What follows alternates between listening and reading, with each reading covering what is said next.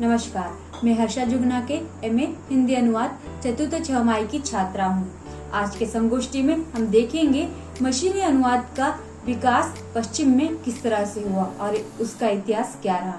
सबसे पहले हम जानेंगे अनुवाद क्या है। अनुवाद की सरल परिभाषा है एक भाषा के पाठ को दूसरी भाषा के पाठ में स्थापित करना, इसे अनुवाद कहा जाता है। पाश्चात्य विद्वान यूजियन नायडा के अनुसार अनुवाद का अर्थ है स्रोत भाषा के संदेश की लक्ष्य भाषा में प्रथमता, अर्थ की दृष्टि से और द्वितीयता, शैली की दृष्टि से निकटतम, सहज, समतुल्य सृष्टि करना। जेसी कैटफोर्ड के अनुसार एक भाषा की पाठ्य सामग्री को दूसरी भाषा की पाठ्य सामग्री में समतुल्य प्रस्तापित करना यानी अनुवाद माना जाता है। इसके बाद हम देखेंगे मशीनी अनुवाद क्या है। मशीनी अनुवाद का अर्थ है मशीन या कंप्यूटर प्रणाली के माध्यम से एक भाषा से दूसरी भाषा में अनुवाद करना।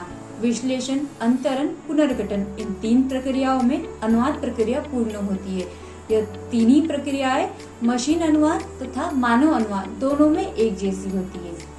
मशीन अनुवाद के दो प्रकार होते हैं, पूर्ण स्वचालित मशीनी अनुवाद, अर्ध स्वचालित मशीनी अनुवाद। पूर्णतः स्वचालित मशीनी अनुवाद में मशीन का उपयोग पूर्ण रूप से किया जाता है। वो मशीन का उपयोग अनुवाद के दौरान पूर्ण रूप से किया जाता है।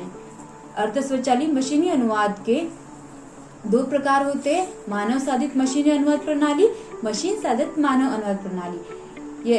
इसका कारण यह है कि मशीन और मानव एक दूसरे को इस प्रक्रिया में पूरक होते हैं। अब जानेंगे हम मशीनी अनुवाद का इतिहास तथा विकास। मशीनी अनुवाद में पिछले कुछ दशकों से व्यवस्थित प्रयास किए जा रहे हैं।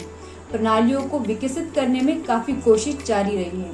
मशीनी अनुवाद की उत्पत्ति 9वीं शताब्दी के अरबी क्रिप्टोग्राफर अल-किंडी के काम में देखी जा सकती है, जो क्रिप्टेना, इमेजिंग, सजीव विश्लेषण और संवेदना विश्लेषण और निशान सहित सिस्टमगत भाषा अनुवाद के लिए तकनीक विकसित की, जो आधुनिक मशीन अनुवाद में उपयोग की जाती है।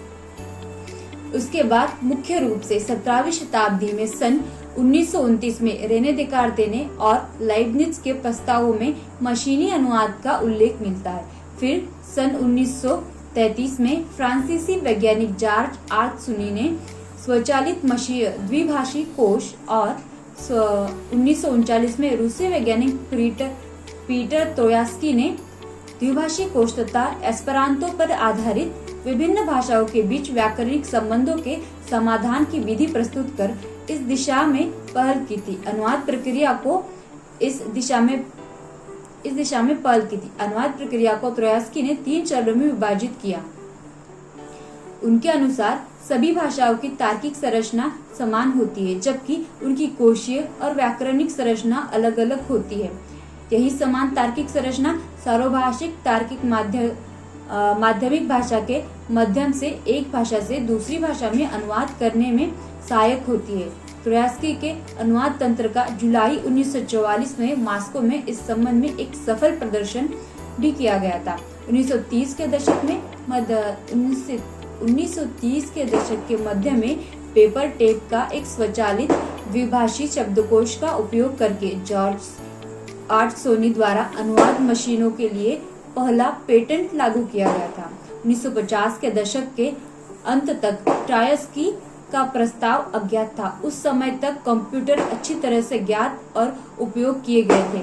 प्राकृत भाषाओं के अनुवाद के क्षेत्र में अंकीय कंप्यूटर के प्रयोग का प्रस्ताव 1946 में एडी बूथ एवं अन्य वैज्ञानिकों ने दे दिया था। बूथ ने ही कंप्यूटरीकृत शब्दकोश तैयार करने का विचार प्रस्तुत किया था। इसे युग तक पूर्व संपादन और पश्चात संपादन की स्थापना हो चुकी थी। मशीनी अनुवाद का प्रारंभ वास्तव में सन 1947 में वारेन वीवर के लेख ऑन ट्रांसलेशन से माना जाता है। यह रॉकफेलर फाउंडेशन के शोधकर्ता थे। इन्होंने 1949 में कंप्यूटर आधारित मशीन ट्रांसलेशन के प्रस्ताव का पहला सेट रखा था। यह सेट सूचना सिद्धांत, द्वितीय विश्व युद्ध के दौरान कोड ब्रेकिंग में सफलता और प्राकृतिक भाषा में अंतर्निहित सार्वभौमिक सिद्धांतों पर आधारित थे। आईबीएम तथा जॉर्जटाउन विश्वविद्यालय के एक दल ने मिलकर एक खिलौना मशीनी अनुवाद तंत्र का नमूना प्रदर्शित किया। इसमें मात्र 250 शब्दों पर आधारित सावधानी पूर्वक 59 रूसी वाक्यों को अंग्रेजी में अनुवाद किया था। इस प्रदर्शन के कारण अनुवाद क्षेत्र में एक नई उमंग जाग उठी। सन 1950 में एक चीनी भाषाविद ई राइफलर ने पहली बार मशीनी अनुवाद के क्षेत्र में अनुवाद की प्रक्रियाओं के मशीनीकरण का प्रस्ताव प्रस्तुत किया। बार हिलेल ने सन 1954 में MIT Massachusetts institute of technology में मशीनी अनुवाद पर पहली संगोष्ठी का आयोजन कर कंप्यूटिंग में वाक्य विन्यासीय विश्लेषण के मशीनीकरण का विचार प्रस्तुत किया। मशीन ट्रांसलेशन का व्यवस्थित विकास सन 1954 में जॉर्जटाउन विश्वविद्यालय वॉशिंगटन अमेरिका में मशीन ट्रांसलेशन तथा लैंग्वेज प्रोजेक्ट से माना जाता है। इसके अंतर्गत 60 रूसी वाक्यों का अंग्रेजी में मशीनी अनुवाद सफलतापूर्वक करके दिखाया गया था। बर्कबेक कॉलेज में सन 1954 में अंग्रेजी से फ्रेंच में मशीनी अनुवाद का प्रदर्शन किया गया था। प्रारंभिक युग। मशीनी अनुवाद में 3 युग है: प्रारंभिक युग, शून्यकाल और पुनरुत्साह का युग। तो सबसे पहले हम देखेंगे प्रारंभिक युग। वीवर से लेकर 1954 तक अनुवाद के युग को प्रारंभिक युग माना जाता है। रूसी अंग्रेजी से रूसी इन भाषाओं में अनुवाद किया जा रहा था। अमेरिका और रशिया अंतरिक्ष जाने के लिए एक दूसरे से संभाषण के लिए और संभाषण अपनी भाषा में बदलने के लिए मशीन अनुवाद का उपयोग करना चाहते थे। यह कारण रहा कि मशीनी अनुवाद के लिए अनुदान और सहायता अधिक मिलने लगी। परिणाम स्वरूप मशीनी अनुवाद तब केंद्र का विषय बन गया। इसे ही अत्युत्साह की संज्ञा भी दी जाती है। शून्यकाल, ALPAC, automatic language processing advisory committee इस समिति के अनुसार मशीनी अनुवाद की शुरुआत बहुत ही कम थी। तत्कालीन परिस्थिति में मशीनी अनुवाद संभव नहीं था। भाषा विश्लेषण योग्य रूप से होना आवश्यक था। स्वचालित मशीनी अनुवाद कोश आवश्यक माना गया। इन कारणों से प्रभावित होकर अमेरिका, इंग्लैंड, सोवियत संघ ने मशीनी अनुवाद की ओर कम ध्यान दिया और किसी निजी तथा सरकारी हस्तक्षेप या सहायता के बिना मशीनी अनुवाद का क्षेत्र लुप्त होने के कगार पर था। मात्र ऐसा हुआ नहीं। इसी समय को मशीनी अनुवाद का शून्यकाल कहा गया।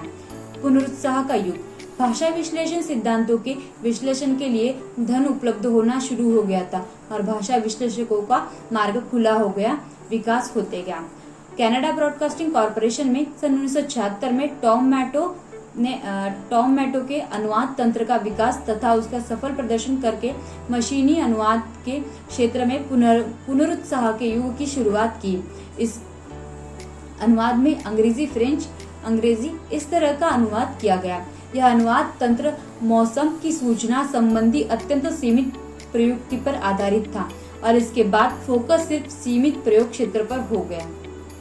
सोनी, मात्सुबिशी, तोशिबा जैसी निजी कॉर्पोरेशन कंपनियों को अपने उत्पादों के मैनुअलों को विभिन्न भाषाओं में अनुदित करने की आवश्यकता थी ताकि अलग अलग देशों में खपत बढ़े। इस वजह से मशीनी अनुवाद का रास्ता और भी खुल गया। इस तरह से मशीनी अनुवाद का इतिहास रहा। मशीनी अनुवाद का विकास धीरे धीरे ही सही लेकिन आज ऊंचाई छू रहा है। इस तरह से यह संगोष्ठी यहीं पे समाप्त होती है। धन्यवाद।